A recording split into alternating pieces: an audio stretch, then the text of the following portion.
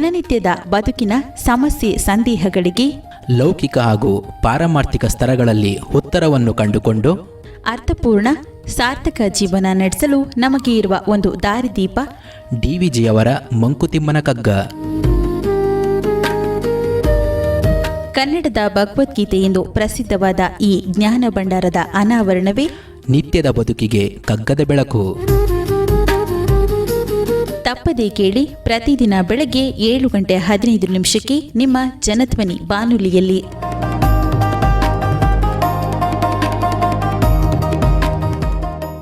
ಆತ್ಮೀಯ ಶ್ರೋತೃಗಳಿಗೆ ನಮಸ್ಕಾರ, ಸುಪ್ರಭಾತ. ಡಿವಿಜಿರವರ ಮಂಕುತಿಮ್ಮನ ಕಗ್ಗದ ಅಧ್ಯಯನ ನಿತ್ಯದ ಬದುಕಿಗೆ ಕಗ್ಗದ ಬೆಳಕು, ಈ ಕಾರ್ಯಕ್ರಮವನ್ನು ಇವತ್ತು ಮುಂದುವರ್ಸೋಣ.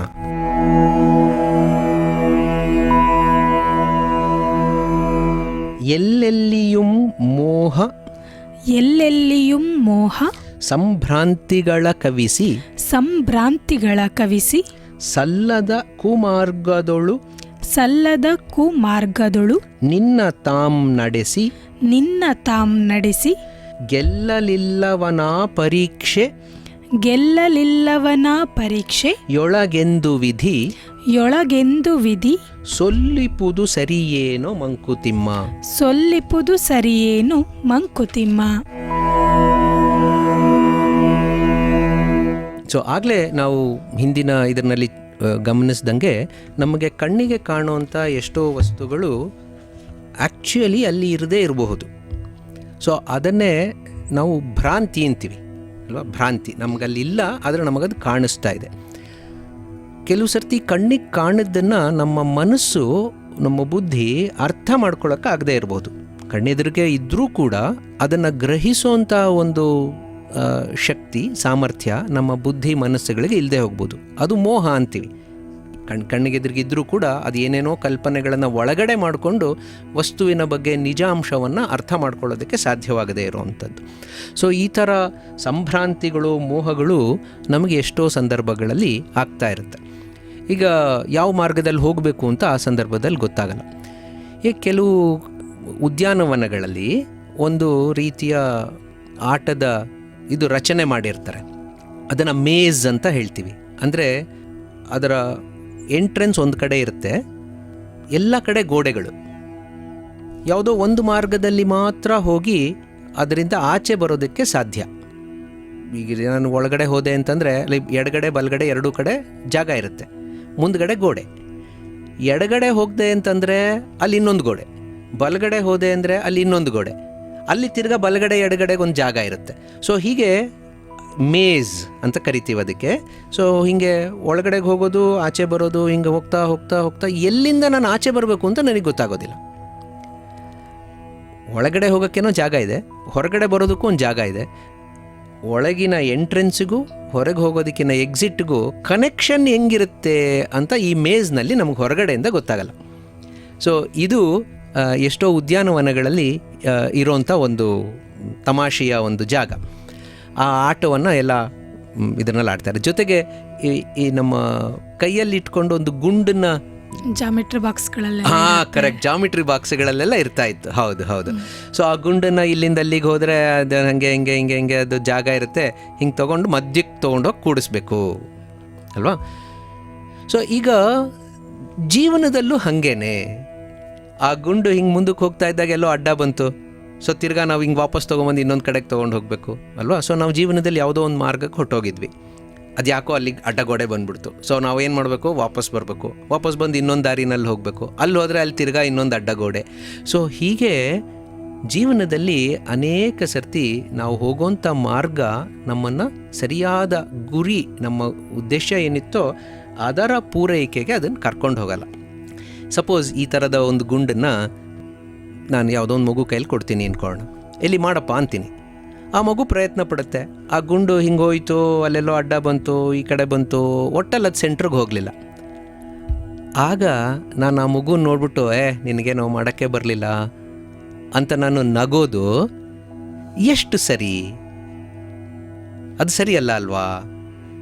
ಅದೇ ರೀತಿಯ ಒಂದು ಕೆಲಸನ ಬ್ರಹ್ಮ ಮಾಡ್ತಾ ಇರೋಂಗಿದೆಯಲ್ಲ, ವಿಧಿ ಮಾಡ್ತಾ ಇರೋಂಗಿದೆಯಲ್ಲ ಅಂತ ಇಲ್ಲಿ ಡಿ ವಿ ಜಿಯವರ ಒಂದು ಪ್ರಶ್ನೆ.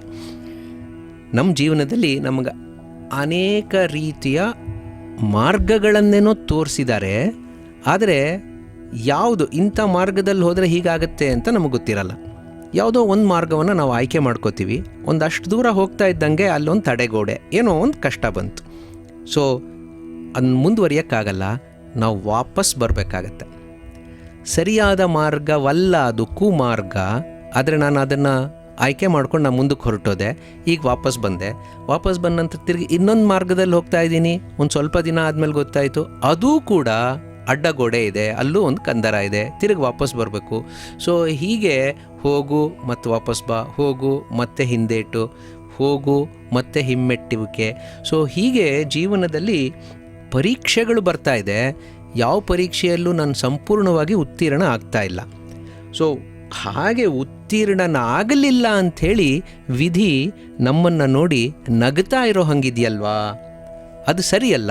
ವಿಧಿ ನಮ್ಮನ್ನು ನೋಡಿ ಆ ರೀತಿ ನಗೋದು ಸರಿಯಲ್ಲ ಅನ್ನೋಂಥದ್ದು ಡಿ ವಿ ಜಿಯವರ ಈ ಮಾತು. ಸೊ ಹಾಗೆ ಈ ಬದಲಾವಣೆಗಳಾಗ್ತಾ ಇದೆ, ಈ ರೀತಿಯ ಒಂದು ಹಿಮ್ಮೆಟ್ಟುವಿಕೆ, ಈ ರೀತಿಯ ಒಂದು ಏರ್ಪೇರುಗಳಾಗ್ತಾ ಇದೆ ಅಂತಂದರೆ ಅದು ಯಾಕಾಗಬೇಕು ಅನ್ನೋಂಥ ಮೂಲಭೂತ ಪ್ರಶ್ನೆಯನ್ನು ನಾವು ಮತ್ತೆ ಕೇಳ್ಕೊಳ್ಬೇಕು. ಅದು ಮುಂದಿನ ಮುಕ್ತಕದಲ್ಲಿ ನಾವು ನೋಡ್ತೀವಿ. ಅದನ್ನು ಈಗ ಹೇಳೋಣ. ಅವತರಿಸಿಹನು ಬೊಮ್ಮ ವಿಶ್ವ ದೇಹದೊಳೆನ್ನೆ ಅವನ ವೇಷಗಳೇಕೆ ಮಾರ್ಪಡುತ್ತಲಿಹವು ತವಕ ಪಡನೇತಕೋ ಕುರುಹ ತೋರಲು ನಮಗೆ ಅವಿತುಕೊಂಡಿಹುದೇಕೋ ಮಂಕುತಿಮ್ಮ.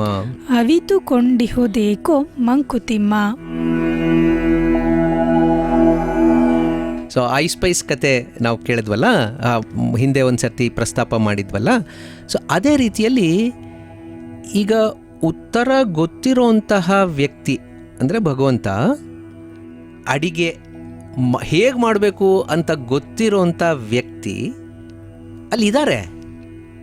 ಆದರೆ ಹೇಗೆ ಮಾಡಬೇಕು ಅಂತ ನಮಗೆ ತೋರಿಸ್ತಾ ಇಲ್ಲ. ಭಗವಂತ ಅಲ್ಲಿದ್ದಾನೆ, ಆದರೆ ಈ ಮಾರ್ಗಗಳನ್ನು ಸರಿಯಾಗಿ ಹೇಗೆ ಆಯ್ಕೆ ಮಾಡ್ಕೋಬೇಕು ಅಂತ ನಮಗೆ ತಿಳಿಸ್ತಾ ಇಲ್ವಲ್ಲ. ಮಾರ್ಗದಲ್ಲಿ ಮುಂದಕ್ಕೆ ಹೋಗ್ತಾ ಇರುವಾಗ ಯಾವುದೋ ಒಂದು ಸಮಸ್ಯೆ ನಮಗೆ ಬಂತು ಅಂತಂದರೆ ಆ ಸಮಸ್ಯೆಯ ಪರಿಹಾರ ಅವನಿಗೆ ಗೊತ್ತು ಅಂತ ಅನಿಸುತ್ತೆ, ಆದರೆ ನಮಗೆ ಮಾತ್ರ ಅವನು ಹೇಳ್ತಾ ಇಲ್ವಲ್ಲ, ಇದು ಯಾಕೆ ಅಂತ. ಸೊ ಇಲ್ಲಿ ಬ್ರಹ್ಮ ಅಂದರೆ ಸೃಷ್ಟಿಕರ್ತ ಸೃಷ್ಟಿಯ ಎಲ್ಲ ಆಯಾಮಗಳನ್ನು ಆವರಿಸ್ಕೊಂಡಿದ್ದಾನೆ ಅಂತಂದರೆ ದೇಶ, ಕಾಲ, ವಸ್ತು ಎಲ್ಲವಲ್ಲೂ ಕೂಡ ಆತ ಇದ್ದಾನೆ. ಕಾಲ ಅಂತ ತಗೊಂಡ್ರೆ ಭೂತ, ವರ್ತಮಾನ, ಭವಿಷ್ಯತ್ ಕಾಲ.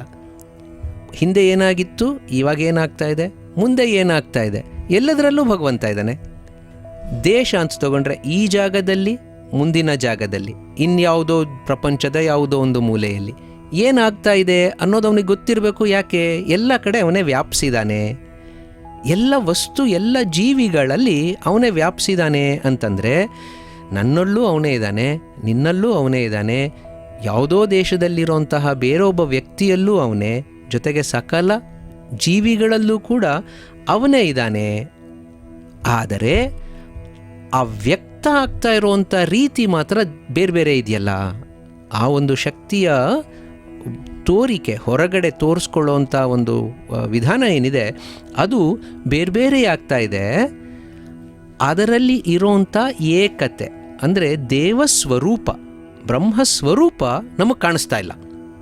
ಐಸ್ಪೈಸ್ನಲ್ಲಿ ಹೇಗೆ ಬಚ್ಚಿಟ್ಕೊಂಡ್ಬಿಟ್ಟು ತಪ್ಪನ್ನು ಕಾಣೋ ರೀತಿನಲ್ಲಿ ಮಕ್ಕಳು ಆಡ್ತಾರೋ ಆ ರೀತಿ ಬ್ರಹ್ಮ ಬಚ್ಚಿಟ್ಕೊಂಡ್ಬಿಟ್ಟಿದ್ದಾನೆ ಸತ್ಯವನ್ನು ತೋರಿಸೋದಿಕ್ಕೆ.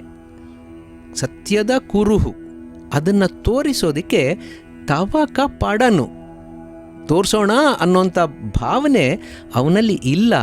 ಆದರೆ ಅವತ್ಕೊಂಡ್ಬಿಟ್ಟಿದ್ದಾನೆ.